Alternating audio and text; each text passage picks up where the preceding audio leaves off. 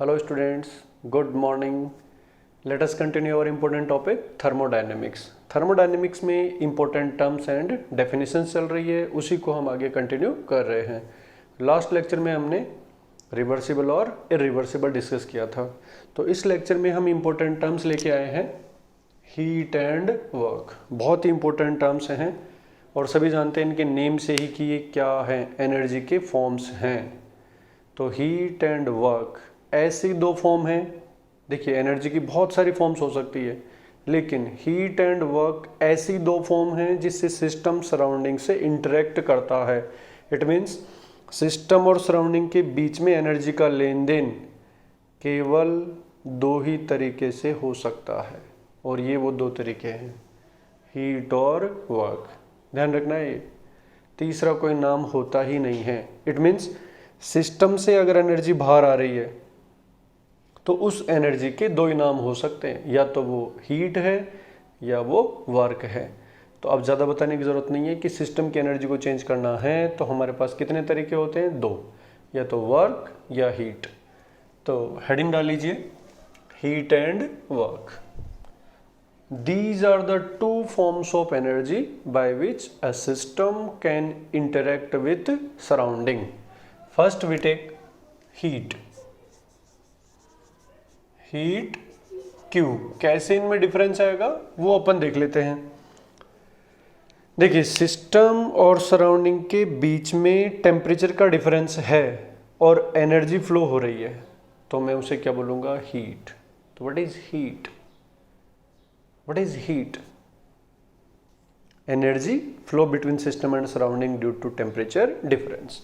Temperature difference की वजह से जो एनर्जी ट्रांसफ़र होती है, चाहे सिस्टम में आए चाहे सिस्टम से जाए, तो उस एनर्जी का नाम क्या होता है, हीट होता है. तो energy transfer due to energy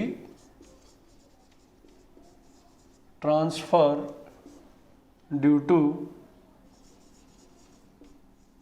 temperature difference,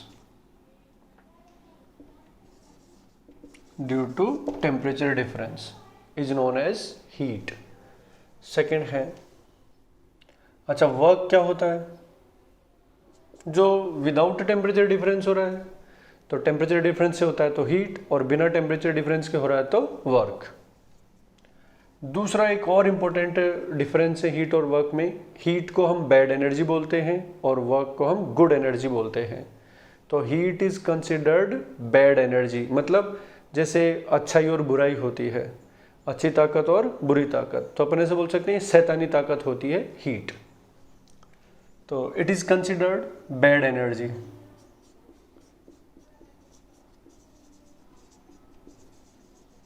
it is considered bad energy या bad form of the energy. Next we will take work, W. यही दो पॉइंट्स इसमें हैं. Energy transfer between system and surrounding without temperature difference is known as work. ये note करते जाइए साथ के साथ. और दूसरा, it is considered good form of energy. तो सिर्फ दो चीजें हैं, हीट क्या होता है, वर्क क्या होता है. पहला तो हमने क्लियर कर लिया है कि हीट और वर्क ही केवल दो ऐसे फॉर्म्स हैं एनर्जी के जो सिस्टम और सराउंडिंग के बीच में लेन देन हो सकते हैं. दूसरा, अब इनमें से हीट क्या होता है और वर्क क्या होता है. टेम्परेचर डिफरेंस की वजह से ट्रांसफर हो रहा है तो हीट हो जाएगा, और विदाउट टेम्परेचर डिफरेंस हो रहा है तो वर्क हो जाएगा. हीट को बैड एनर्जी बोलते हैं और वर्क को गुड एनर्जी बोलते हैं. बस ये मेन चीज़ हमें ध्यान रखनी है. ठीक है. Next we will take IUPAC sign convention. तो IUPAC sign convention.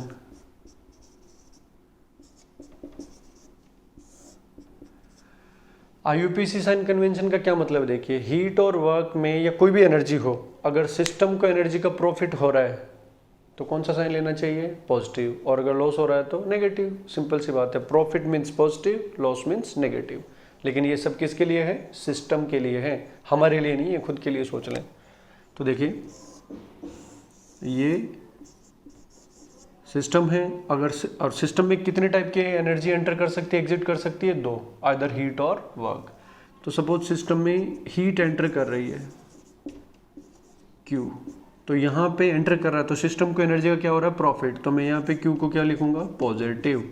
Suppose system में वर्क एंटर कर रहा है, तो W को क्या लिखूंगा मैं, पॉजिटिव, जो भी आएगा 1 2 3।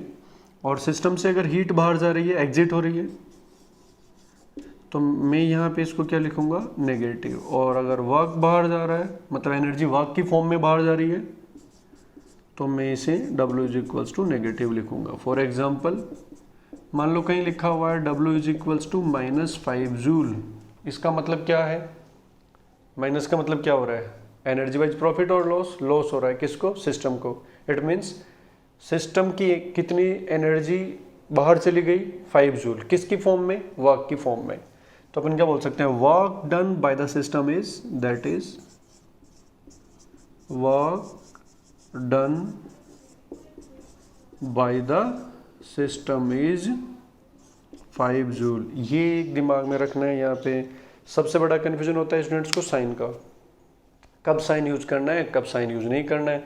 जैसे अपन यहाँ पे बोल रहे हैं work done by the system is 5 joule और -5 जूल, तो ध्यान रखना है लैंग्वेज में सेंटेंस बना के लिख रहे हैं तो कभी भी साइन यूज नहीं करते हैं, और अगर मैथमेटिकली इक्वेशन बना के लिख रहे हैं तो ऑलवेज साइन यूज करना होता है।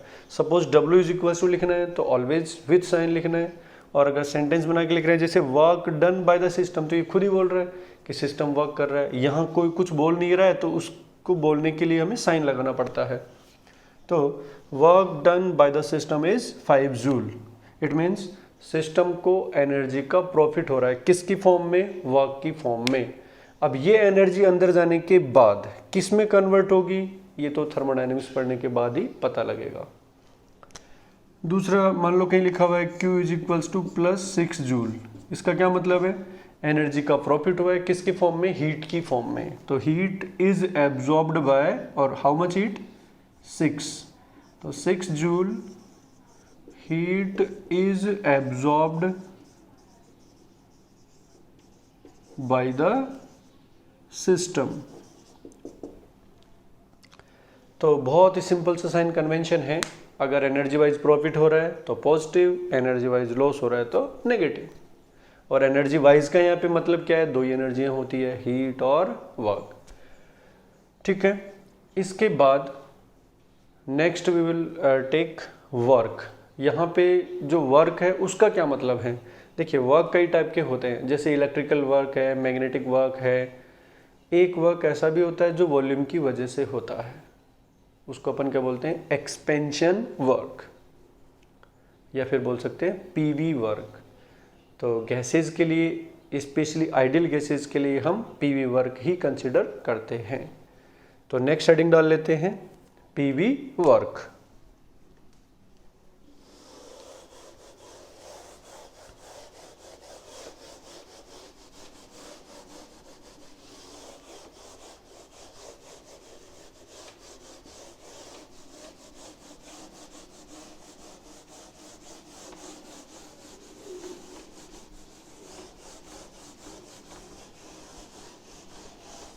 नेक्स्ट हेडिंग डाल लीजिए, पीवी वर्क।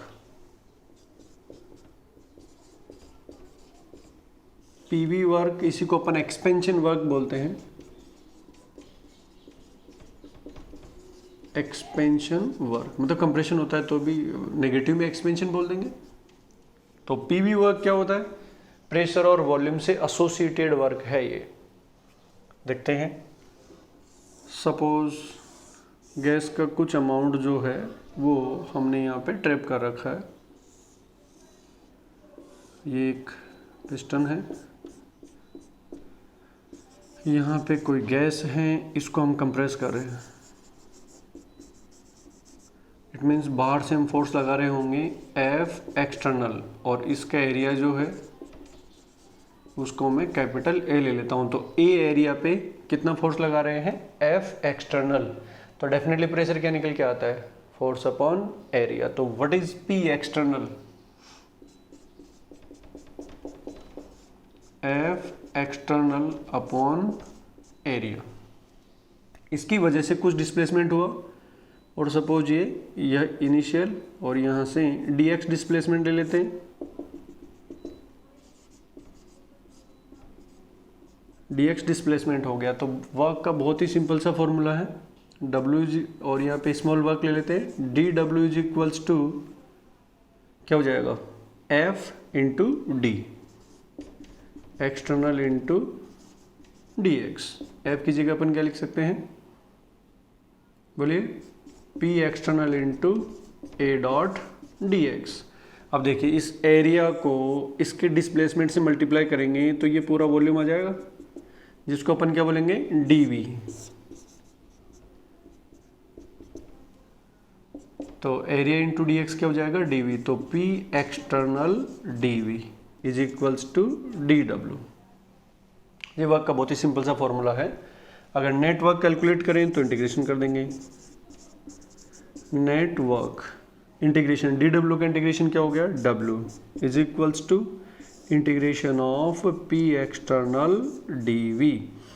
यहाँ पे देखिए जो dv है वो पॉजिटिव है नेगेटिव है, कंप्रेस कर रहे हैं। देखिए वॉल्यूम ये इनिशियल है ये फाइनल है, वॉल्यूम कम हो रहा है तो dv क्या है यहाँ पे नेगेटिव और p प्रेशर ऑलवेज पॉजिटिव ही होता है। तो इन दोनों का जो प्रोडक्ट आएगा वो क्या आ रहा है नेगेटिव। तो मैथमेटिकली अभी ये नेगेटिव आ रहा है, लेकिन अभी हमने साइन कन्वेंशन पढ़ा था कि यहाँ पे work done on the system है या बाय द सिस्टम है, गैस वर्क कर रही है या हम वर्क कर रहे हैं। तो देखिए इसको कंप्रेस करने में हम वर्क कर रहे हैं, इसका मतलब हुआ हमारी एनर्जी वर्क की फॉर्म में सिस्टम में एंटर कर रही है। तो during the compression work done on the system, और अगर सिस्टम को वर्क वाइज एनर्जी का प्रॉफिट हो रहा है तो ये नेगेटिव नहीं पॉजिटिव होना चाहिए। तो मैथमेटिकली डेरिवेशन से ये नेगेटिव आ रहा है, लेकिन IUPAC साइन कन्वेंशन के हिसाब से ये पॉजिटिव होना चाहिए। तो it is negative but it should be positive according to IUPAC sign convention because it is work done on the system. It is work done on the system, so it should be positive. It should be positive. That's why we introduce negative sign, और negative को positive बनाना तुमसे ज़्यादा कोई नहीं जानता है। तो definitely W is equals to minus integration of P external dV। एक बहुत ही इंपॉर्टेंट फॉर्मूला है थर्मोडाइनमिक्स का, मैं ये बोल सकता हूँ ज़रूरत से ज़्यादा इंपॉर्टेंट है।